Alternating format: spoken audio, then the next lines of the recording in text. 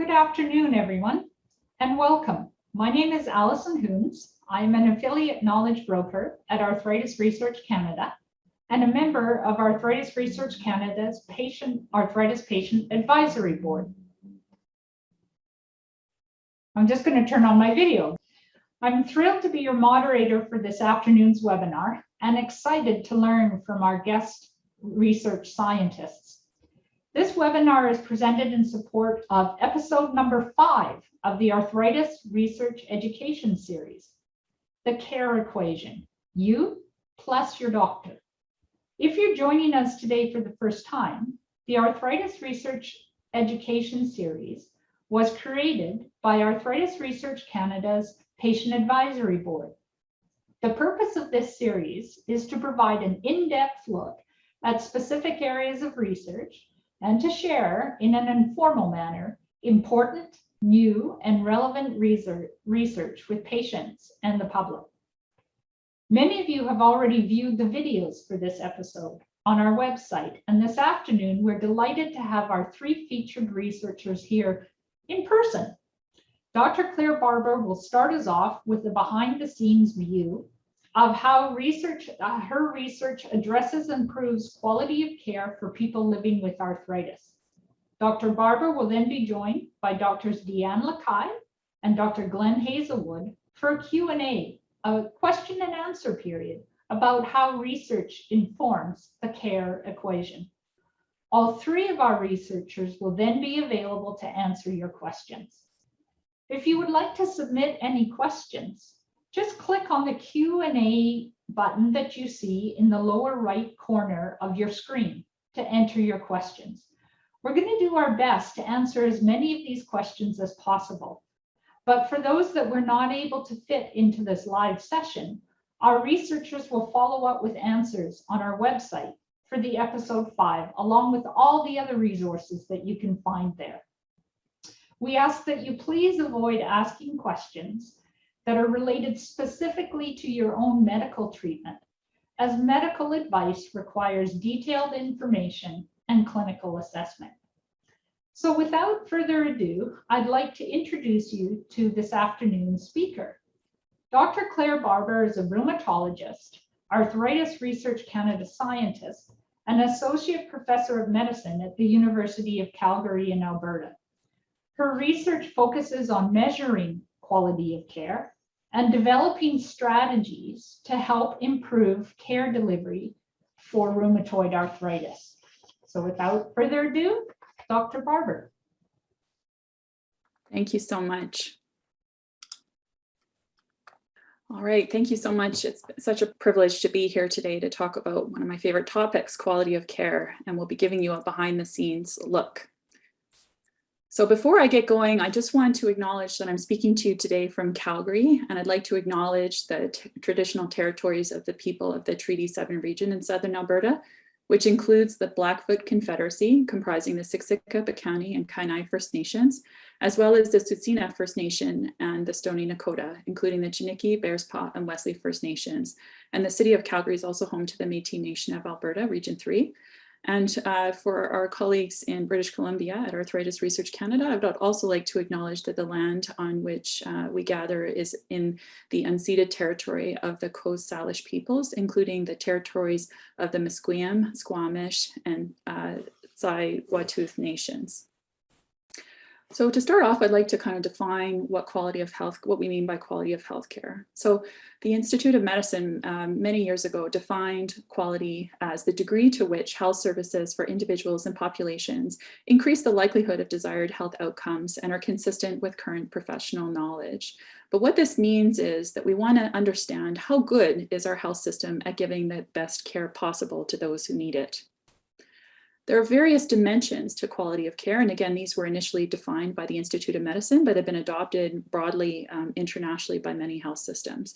We want to ensure that the care that we deliver is timely so that people are having short wait times and getting to the appropriate providers in a timely fashion.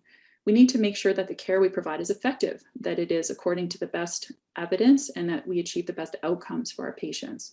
We also want to ensure that the care that is provided is efficient, that there's no waste in our healthcare system.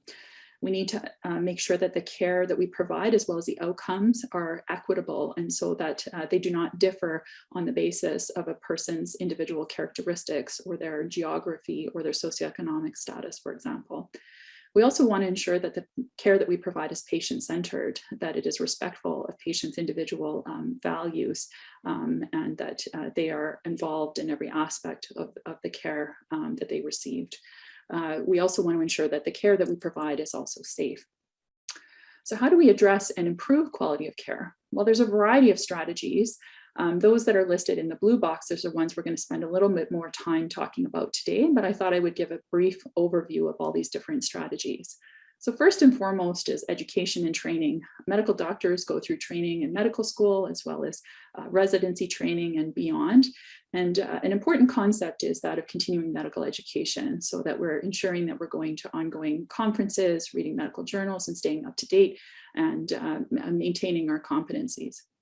The next is the concept of guidelines, and I'll spend more time discussing this, but in brief, these are documents that include various recommendations for care that are based on the best possible evidence, such that the care that physicians are discussing with patients is comparable in different clinical scenarios, and that we're offering the best possible recommendations.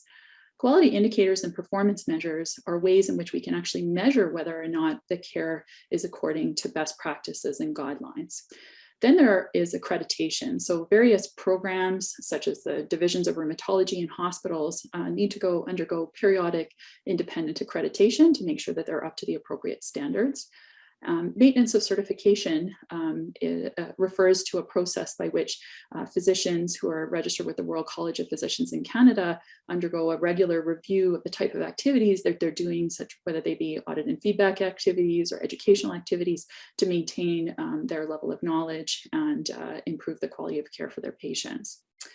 Audit and feedback, as I mentioned, is one strategy for which physicians can review their practices to help learn from the type of work that they're doing, identify gaps, and can be used for maintenance and certification. It can also be used for other quality improvement initiatives, and I'll describe an example that we've done locally for that in a few slides. Then there are safety boards and what are known as M&M rounds, or morbidity and mortality rounds. Unfortunately, sometimes there are adverse events and or outcomes, and these need to be reviewed in detail by safety boards and rounds to understand the causes at which these poor outcomes occurred. And these are often done at hospital level or in a divisional rounds, such that changes can be made to ensure that these poor outcomes never happen again. Then there are things like automation and reminders that make it easier for physicians to do the right thing at the point of care. Examples might be when inputting a medication into a prescription, an electronic prescription, that there might be a reminder that the patient might have be on another medication that could have an interaction. I'm going to provide another example from some recent research that has been happening at Arthritis Research Canada later along this line. So first, to talk about guidelines. So Dr. Hazelwood is also on the panel today. So please, at the end, if you think of any questions about my brief overview, they can be directed to Dr. Hazelwood. So guidelines, as I said, are one key way to be able to try and improve the care and treatment for our patients. And they're developed based on a very clear and transparent evaluation of the evidence. And when we talk about evidence, we talk about the literature, so looking at randomized controlled trials and observational evidence that can be evaluated to understand what the best recommendations might be for practice. The current Canadian Rheumatology Association guidelines use an internationally recognized approach to development called GRADE that goes through a series of steps from doing very thorough reviews of the literature called systematic reviews, then appraising the quality of that evidence, developing recommendations through a multi-phase process. What's unique about the work that Dr. Hazelwood has been leading is he's been looking at developing a living approach to this to really ensure that recommendations are always up to date. So the basic premise of this is that we are setting up alerts to understand when there is new and relevant literature being developed that can be incorporated into up-to-date recommendations. And this has been really important, as you can imagine, with the rapidity of evidence that's been coming out in the COVID-19 pandemic. Lastly, I just wanted to highlight a key point about guideline development is that they're developed through a panel process that includes a number of individuals including rheumatologists and other healthcare providers and other experts, depending on the nature of the guideline. But a key group of people that are part of this process are patient partners. And these individuals are part of the entire process of guideline development, from the development of the type of questions the guideline addresses, to looking and reviewing the evidence and developing the final recommendations. The next key piece I wanted to highlight when thinking about guidelines is the fact that we need to consider health equity in any of the recommendations that are made. And so Dr. Barnaby, again, is a colleague and a research scientist with Arthritis Research Canada. She's also the Canadian Rheumatology Association Quality of Care Committee and the chair of equity. And so health equity is also important in the GRADE framework for developing guidelines. And Dr. Barnaby led the development of an equity evidence decision framework for populations. And so what does this mean? So it means that when we make recommendations for different care and treatment decisions, that we need to consider how these recommendations will be applied and may affect different populations in Canada. So we need to consider that some patients live in rural and remote regions.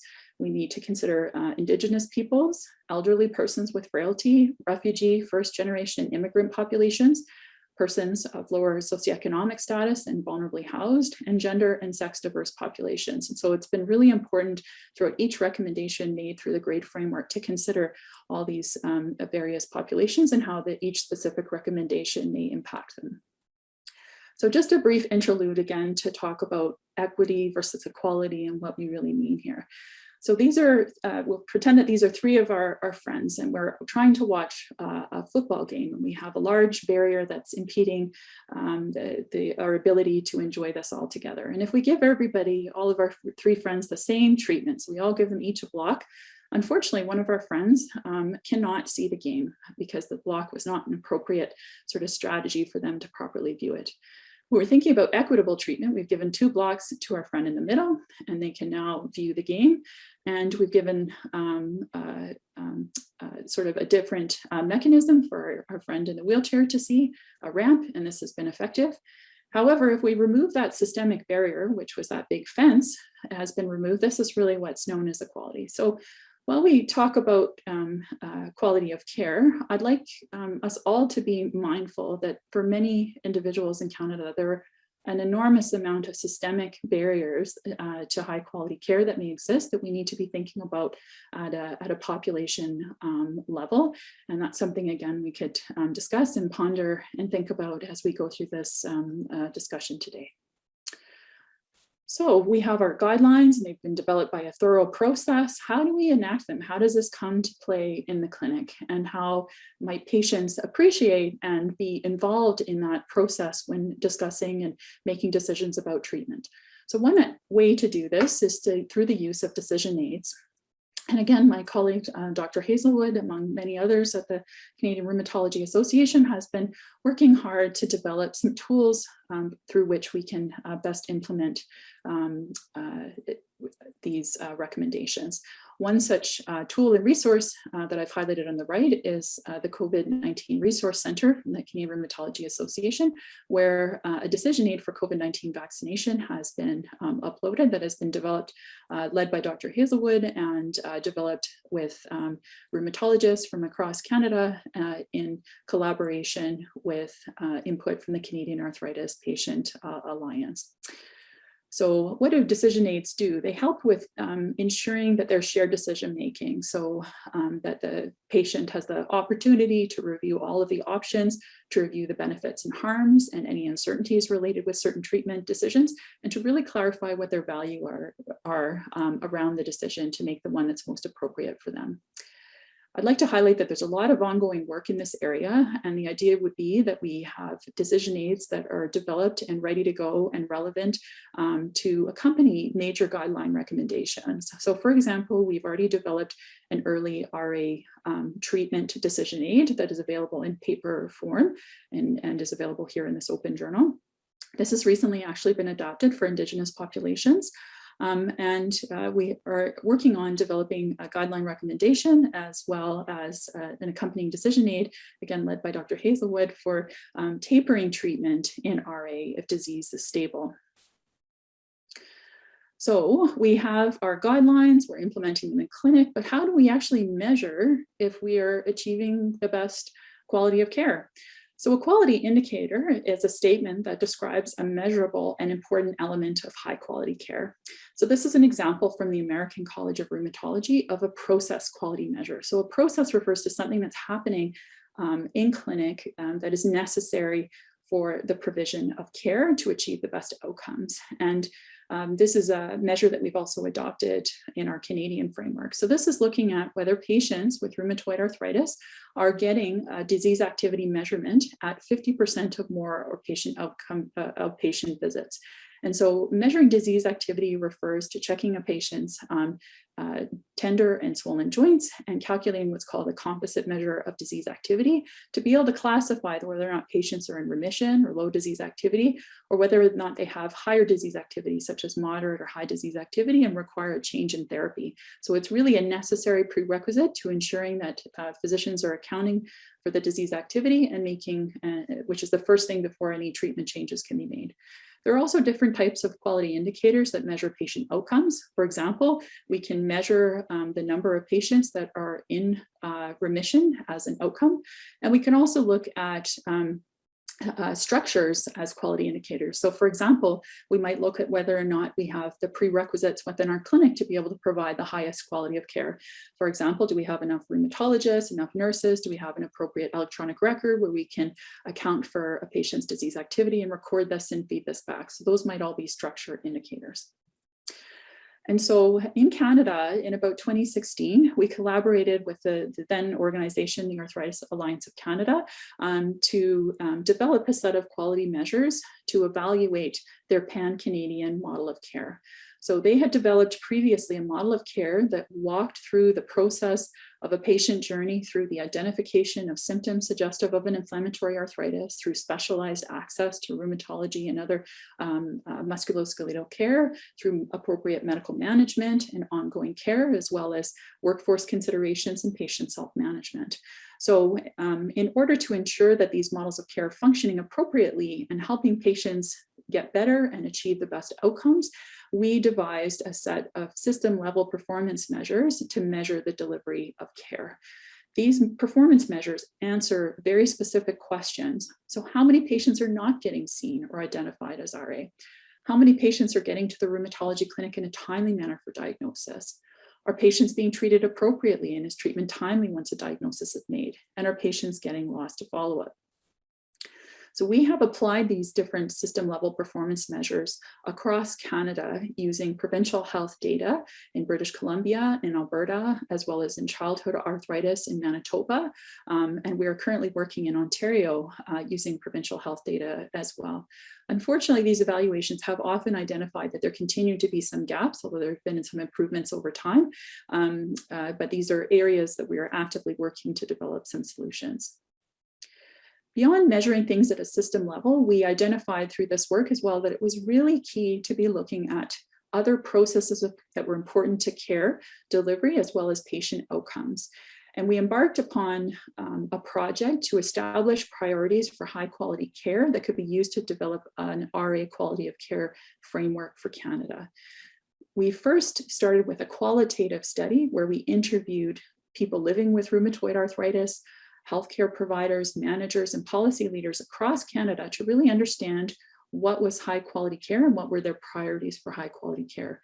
We came up with a set of strategic objectives as well as a vision, with the vision being that we wanted to have a health system that was affording patient-centered high quality care for people living with RA.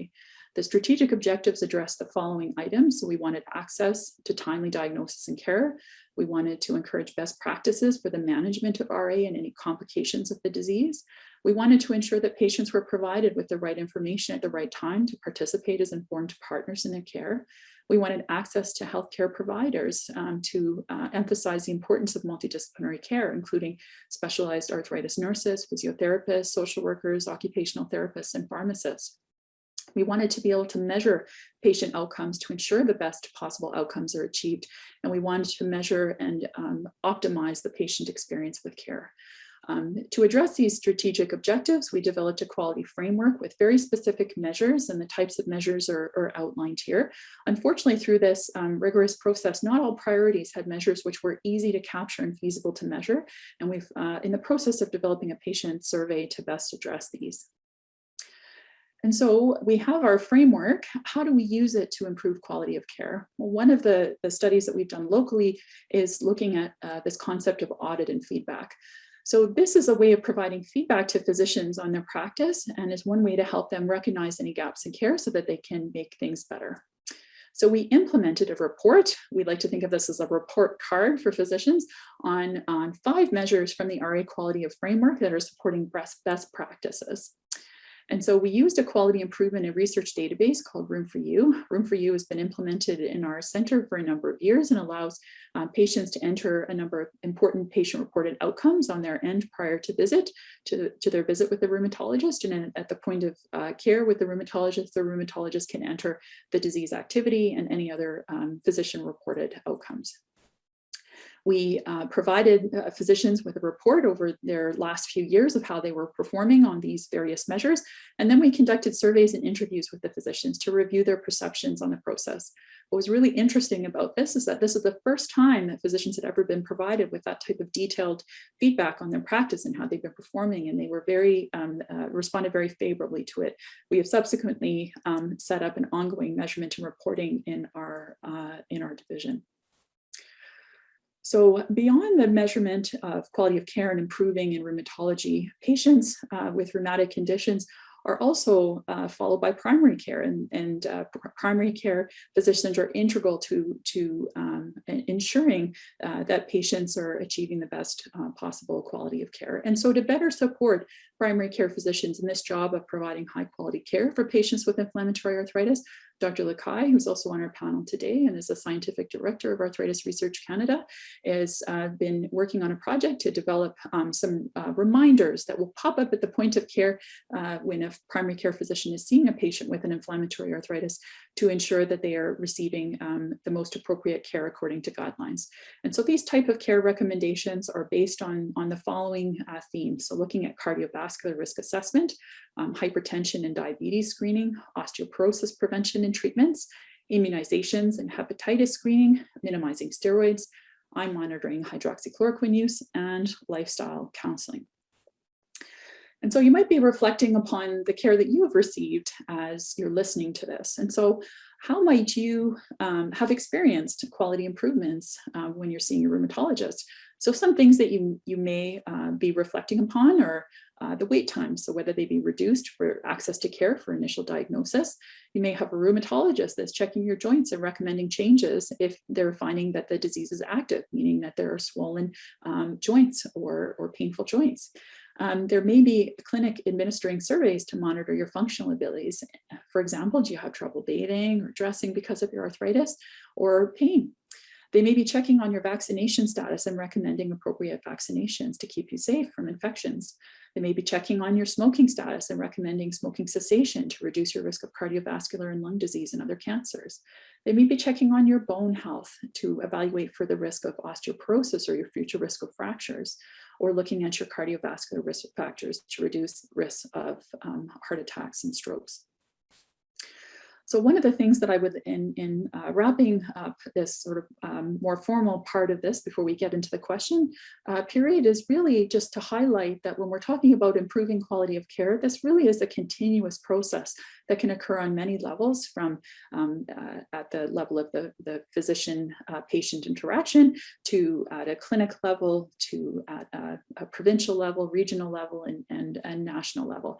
And really thinking about this in a circular fashion. So we need to feed in information about the care that we're providing. So that's why it's so important to be measuring the care so that we can evaluate it, figure out where the gaps are, and figure out how to improve it, enact the improvements, and then check. And it's a continuous process of really trying to improve the care that's delivered so that we can help our patients achieve the very best outcomes. And with that, I'd like to thank and acknowledge the following funders and organizations who've been involved in a lot of this work. And then I'll bring it back to Alison, and we can have a discussion and answer some questions. Thank you so much. Thank you very much, Dr. Barber. That was a lot of great information. And, you know, as a patient, we tend to just kind of assume that no matter where we would go, who we would see, that we would be getting the same care. If I went to any individual anywhere, that I would be getting exactly the same care. So you've certainly shone a light on some of there's so many things, it makes it very complicated.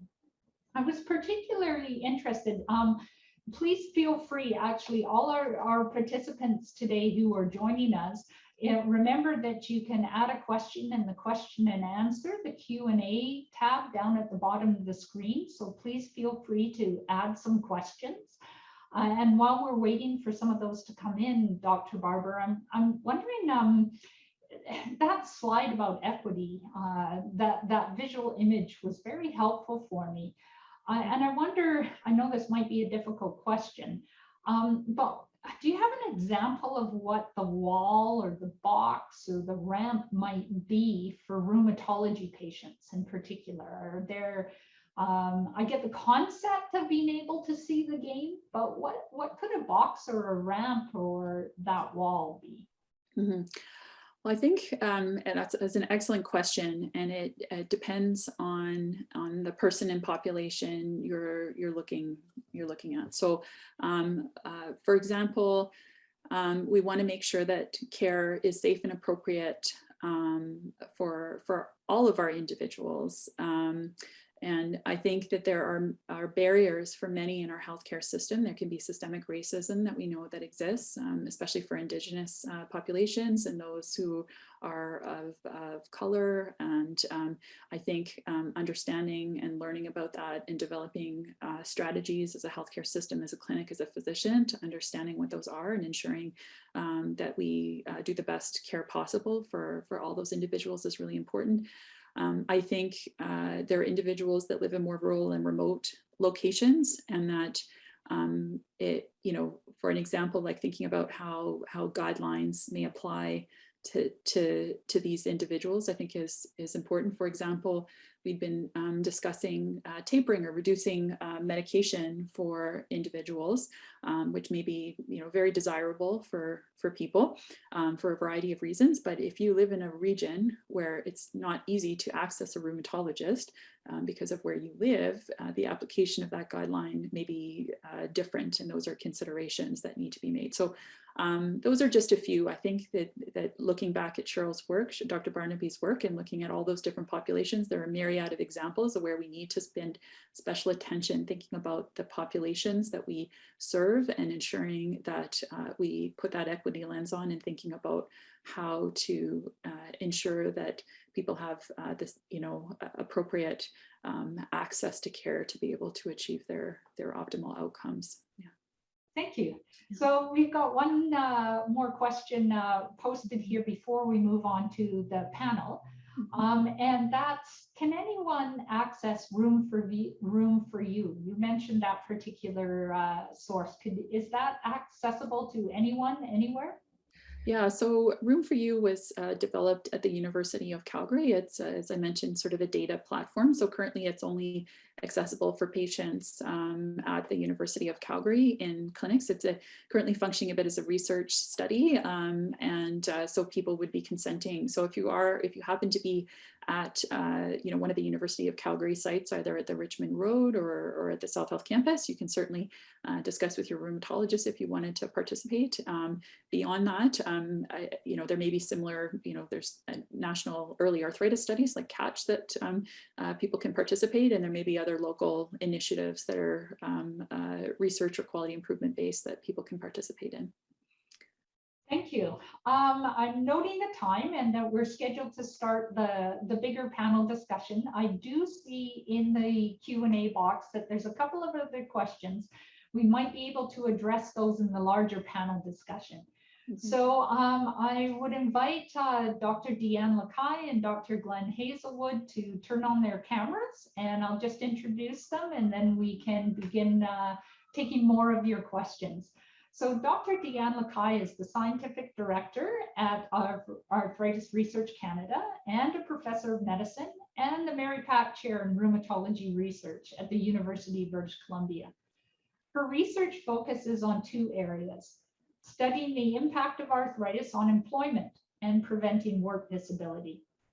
And the second area of focus is evaluating the quality of healthcare services received by people with rheumatoid arthritis and doing studies that answer questions about the use of medications using BC administrative health data. So welcome, Dr. Lacaille. Dr. Glenn Hazelwood is a rheumatologist, an Arthritis Research Canada scientist, and an associate professor of medicine at the University of Calgary. His research focuses on medication effectiveness and safety, patient preferences, and clinical practice guidelines in rheumatoid arthritis and other rheumatic diseases. Welcome, Dr. Hazelwood.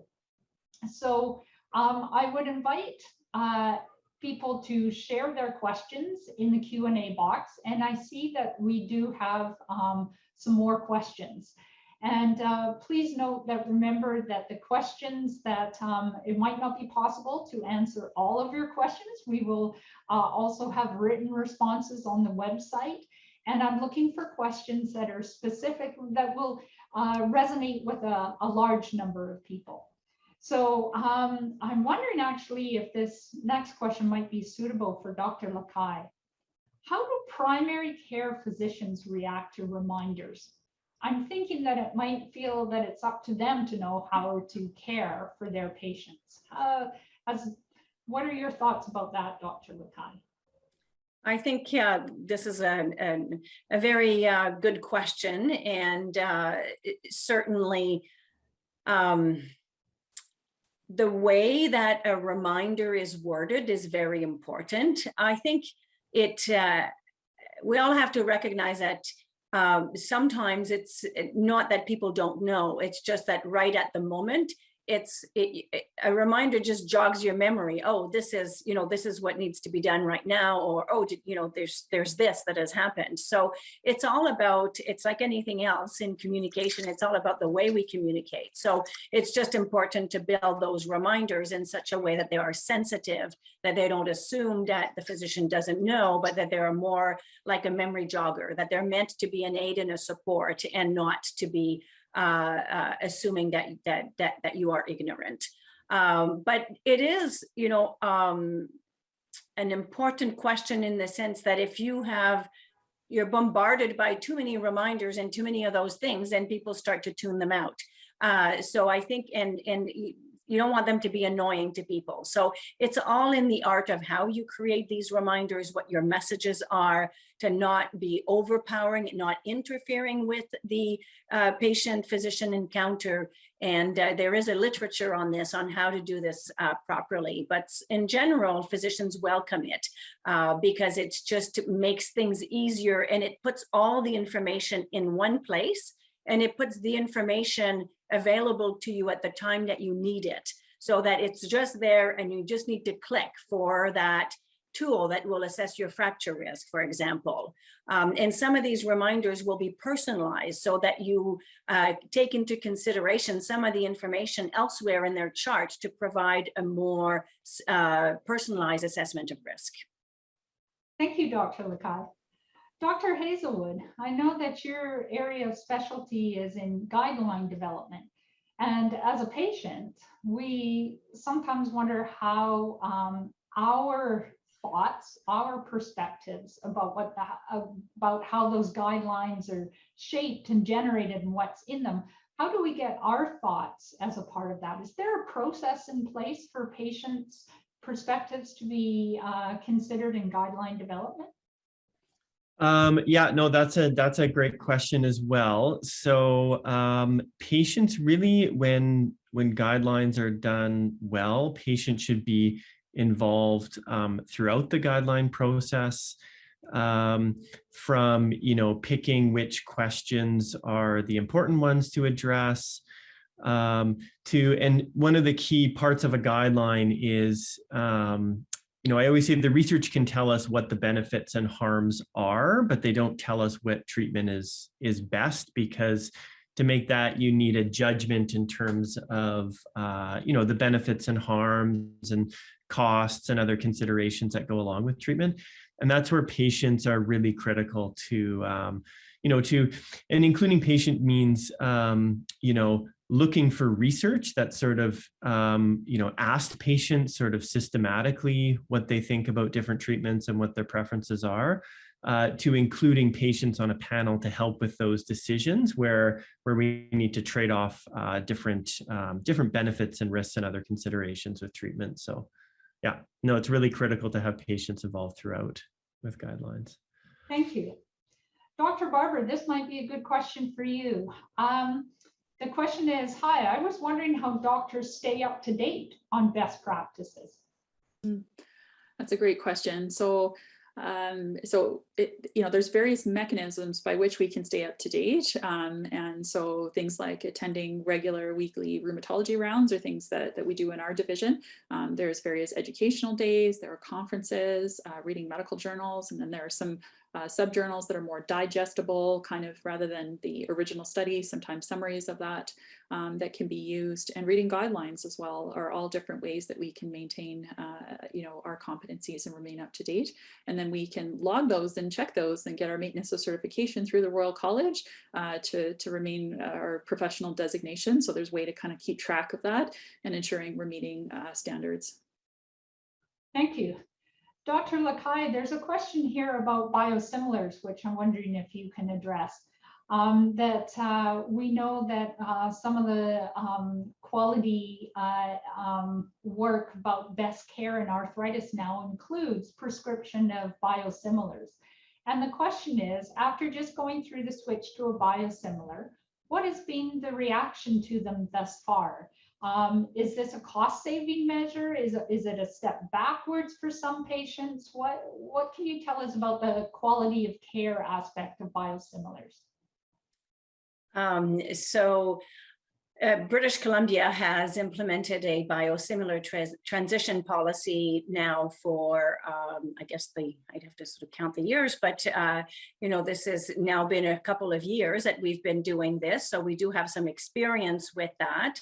From a quality of care perspective, a biosimilar has equivalent efficacy and equivalent safety as the original molecule. So it is essentially another company that is making a product that is similar and has to go through a very rigorous process to demonstrate that it has equivalent efficacy and safety, as well as equivalent or similar structure and pharmacokinetics and other things like that. But there also has to be outcomes data. So we, as a rheumatology community and in terms of care recommendations, believe that people are getting equivalent quality of care when they are on a biosimilar. And yes, it is cost saving. And this is one way that our healthcare budgets in the public sector, but also private companies, will be able to continue to provide funding for new emerging therapies, as we have new therapies that are being discovered for our diseases that need to be paid for within a fixed envelope. So I think that in the end, this will provide better care for people, because if we trade for an equivalent, less expensive medication, it allows us to be able to have funding and we're talking about removing barriers for equitable care. We don't want these other therapies to only be available to people who have the means to be able to pay them, or who have private insurance that will pay for them. So I think that in the context of equitable care and quality of care, this is a really good transition. Okay, thank you. So I'm hearing that they work as well, and they're just as safe, and they cost less. That's what I'm hearing from you. Is that correct? That's correct. So it's a win-win for everyone. Thank you. Dr. Hazelwood, there's a general question here, and then a more specific one. First of all, is rheumatology another name for arthritis, or is there a difference? Yeah, so that's quite confusing even for medical students. I think it takes a few years before you understand what all these different terms mean. So arthritis is the term specifically to refer to any condition that affects the joint. So that includes things like osteoarthritis and rheumatoid arthritis. Rheumatology, and we're all rheumatologists, means is sort of a field of medicine that includes types of arthritis and also includes other diseases that are autoimmune conditions that can affect multiple parts of the body. So rheumatology is sort of a broad umbrella term that includes arthritis within it. Hey, thank you. And then the more specific question, do guidelines change often? And are they consistent for every patient? Yeah, no, that's a great question. So how often guidelines change really depends on sort of the maturity of evidence in the field. So, there's some conditions where we really know very well what treatment is best. And so in that situation, the guideline isn't going to change very often. It's going to be very sort of fixed over time unless new treatments come out. And then there's other fields where we're constantly getting new treatments, new evidence. I mean, I think the whole situation with COVID, people can appreciate how often guidelines change with that. Some of that's science driven, some may be more political, but it really depends on the field. And in terms of whether they're consistent for each patient. So I think it's really, this is where there's a concept of preference sensitive guidelines. So there's some guidelines that are actually, won't recommend one treatment for everybody, but will recommend sort of a panel of options for patients. And, that means that, the doctors and the guideline process that includes patients have reviewed the evidence and determined that these are all different appropriate options. And then, it's up to the patient and their physician to work together to pick the one that suits them the best. So, so guidelines should be consistent in terms of the options that are presented for patients with similar health conditions, but doesn't mean that every patient should or will get the exact same treatment. Thank you. Dr. Barber, I have a question here that might be suitable for you. What are my options if I disagree with my rheumatologist, and to ensure that the quality of my care remains high? Mm-hmm. I think, for patients, it's your body. This is, you're agreeing to treatment and care that, I'm not the one as a physician taking a methotrexate injection every week. So I think it's very appropriate if you are concerned about the recommendation of the physician to voice that as a patient, and and to understand, get an understanding of the reason why the recommendation was made. It's okay to ask the physician, so why did you recommend this? What are my options or alternatives? What are the consequences of picking one option over another? And then, I think it's very reasonable to engage in a shared decision from that standpoint. I don't think I would ever be upset if a patient did that or brought a new paper or article or something they wanted me to consider. That happens sometimes. And I think that would be the basic premise. I think it's important that patients feel heard and that that their opinions and values are taken into consideration in these treatment choices, because ultimately it's the patient's life that they need to be living, and we need to be making them live better. Yeah. Thank you, Dr. Barber. Dr. Lakai, this looks like a good one for you. Is there an easy way, or what is the way, for patients to find out about the risks and the potential harms of different medicines that they take so that they can feel confident about them? Is there a place they can go for this kind of information? So yes, there are sources of information. Some of them are more digestible than others. The absolute, every product has what's called a product monograph, where everything known about the medication is written in it. But that's a very hard thing to read and understand and kind of sort through.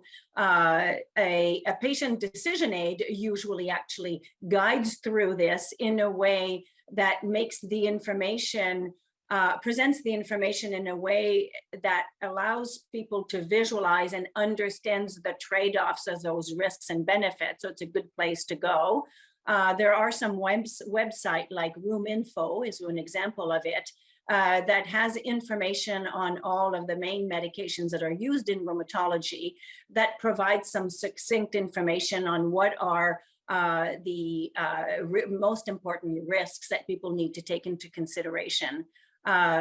So those are some of the examples of where this information is available. And certainly, really, you should be discussing this with your rheumatologist, because it allows the rheumatologist to put the information in context of your specific situation. And one of the things that one has to be very careful about reading up on some of those medications that's on the internet is that sometimes our medications are used in a different context at much different doses, where the risks may be different than when they're used the way we use them in rheumatology. Thank you. I'm just scanning the other questions here, and this might be a good one for Dr. Barber. Is quality of care consistent province to province? Are there different administrative or other barriers to implementing new guidelines and tools in different provinces? That's an excellent question. So the type of work that we did to look at the system level measures, we used health administrative data. So that's from physician billings and hospitalizations. And we're very fortunate in Canada that this is available for, for provinces across Canada. And we've looked, as I said in the presentation, at a number of these. The tricky thing about that is that, while there are some information on patient outcomes, some things like disease activity for rheumatoid arthritis, and there's some pain and functional status are not captured in those databases. And so sometimes it's difficult to measure the quality of care province to province and compare them using those types of tools. There's work in Ontario led by Jessica Whitfield in the Ontario Rheumatology Association to look at using electronic medical records to look at some of these more granular aspects of quality of care. And there's an appetite at the Canadian Rheumatology Association as well to look at quality of care at a more national level, looking at those measures. So I think this is an evolving area. And I guess to address the part of the question that's looking at whether or not the care is consistent province to province, because we're lacking some of that granularity, sometimes it can be difficult to tell at a system level when we're looking at challenges and access to care, and also whether or not patients are getting lost to follow-up and percentage of patients on appropriate treatment. We have unfortunately seen very similar kind of gaps in care across provinces at a high system level. We're doing work in Ontario now to look at some of the causes of this, and we're sort of looking and breaking it down a little bit by the supply of rheumatologists, for example, in different regions in Ontario. And sometimes we do, see that there can be deficits in access under, unfortunately, depending on where a patient, lives, because it's a little harder to access, and there may be other determinants of access as well. And that's an area of ongoing investigation. So I think this is a really, important area to continue investing in and examining. Thanks. Thank you, Dr. Barber. Just getting back to the question that we asked Dr. Lakai to address in terms of where can patients get information about the medications. There's a couple of, as a patient who looks for that kind of information, there's a couple of really cool decision tools on the Arthritis Research Canada resource page. One's called Answer and one's called Answer 2. And the Answer asks questions, helps a patient decide about taking methotrexate. And Answer 2 helps patients work through questions about which biologic might be important for them. Dr. Hazelwood, I know that decision aids are also near and dear to your heart. Can you recommend anything for patients in terms of places to find helpful decision aids? Yeah, it is Arthritis Research Canada website. We're trying to develop them linked to guidelines. So that will be coming. So the COVID one was kind of an example of that. The Canadian Rheumatology Association is the place to find that, as well as it's on different patient websites as well. But that's our sort of intention moving forward, is for some of these really key decisions where patient preferences play a big role, is to develop a decision tool that's linked to the guideline. Thank you. And I think we have time for at least one more question. And that question is, maybe we'll give it to Dr. Barber here.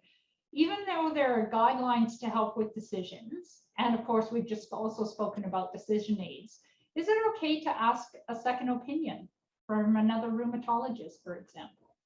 Mm-hmm. So in practice, this certainly happens, and I think it is a patient's right to ensure that they have a good working relationship with the rheumatologist and that there's a level of trust. And so it's not infrequent for people to receive a second opinion.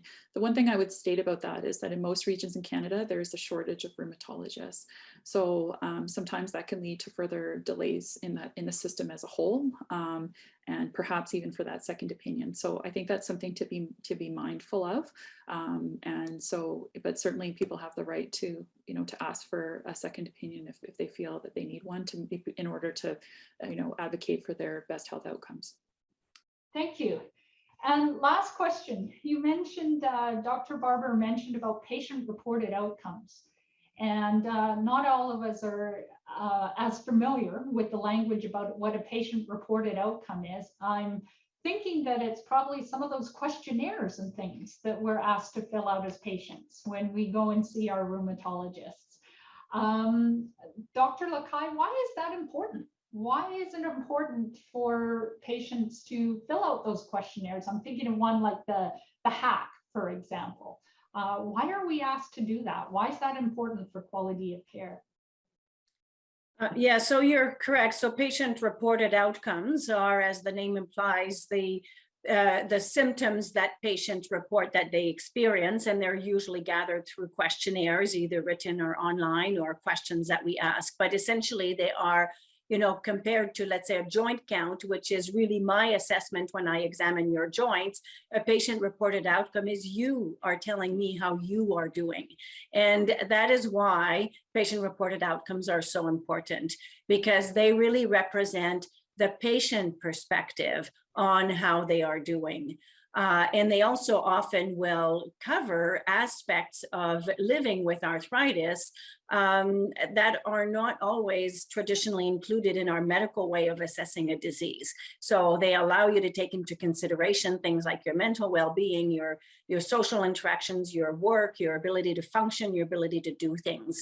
And those are really all part of your disease. And it's important in when we ask ourselves, is the care that we are providing reaching good outcomes, that we don't only look at the outcomes that matter to us as physicians, which tend to be more structural, like x-rays and swollen joints, but that we also really include in the assessment the impact of the disease on the whole person and the different aspects of your life, and that represent your experience. And that's why we need patient-reported outcomes. Thank you. And I think our last question, we have time for one more question, is related to how do patients find out what the waiting time is for a rheumatologist? Is there a place where patients can find out that information? I don't know who would like to take that. You want to go, Claire? I can try. So although the tricky thing is, and this again gets down to the challenges with our records, we've looked at wait times across Canada, and like finding the actual systems to be able to report wait times, especially for certain referrals, can be challenging in many different areas and clinics. So I'm not, you know, even in our own, we have a centralized, in Calgary, we have a centralized intake system, and we endeavor to try and get early RA in within so many weeks, but tracking back to see what the wait times are can be a challenge. I don't know if Deanne in BC has another recommendation, but there are Wait Time Alliance recommendations for when people with different types of conditions should be seen, but tracking them sort of like an emergency, you know, seeing which wait list in the different hospital has the shortest wait times is not currently a thing that I'm aware of in any center in Canada.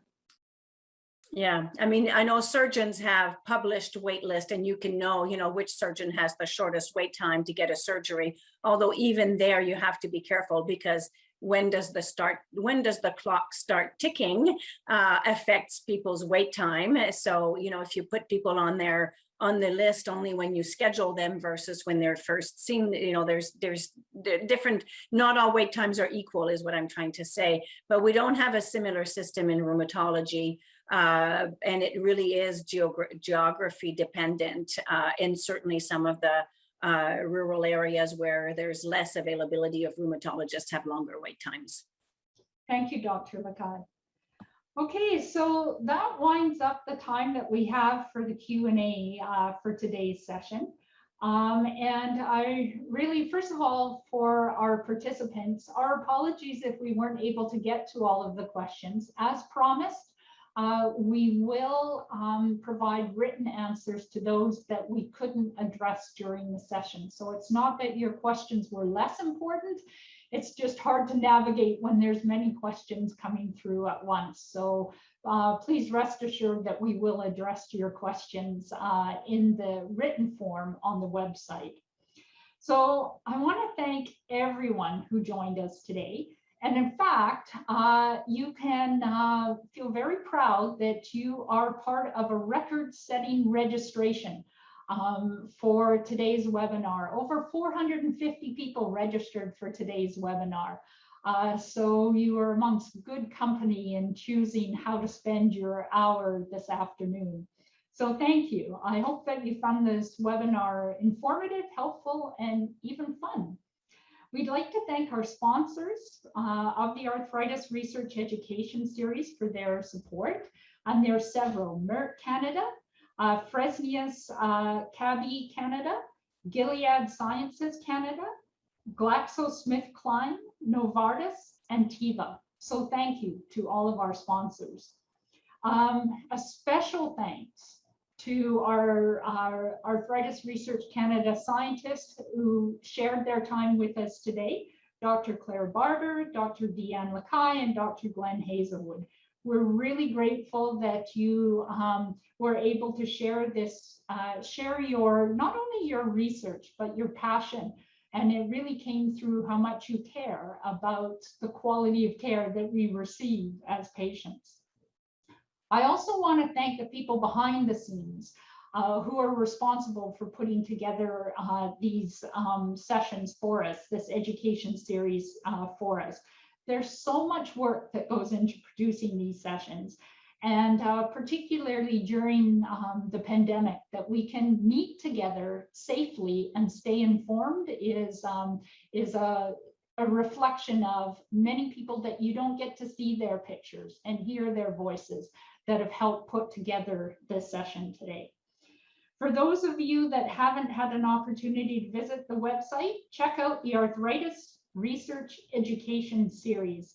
I encourage you to look at everything that's there, and there's more material about the care equation on that website. So there's some very short video clips and some other resources that if you found this information interesting about decision aids and about guidelines, etc., there'll be more for you there. After this webinar ends, we'll be sending you a quick survey, and please take the time to provide your feedback, because that helps us design the future sessions that we put together for you. And finally, a recording of today's webinar will be available on the website, which is nice because sometimes you might want to stop listen again to Dr. Barber's presentation and spend some time on a particular slide, for example, or play it a couple of times backwards, because there's such rich information there, and you might want to see it again. So you can find all of that on the Arthritis Research Canada's website under Arthritis Research, all one word, .ca. So thank you all, and have a pleasant evening and a pleasant weekend.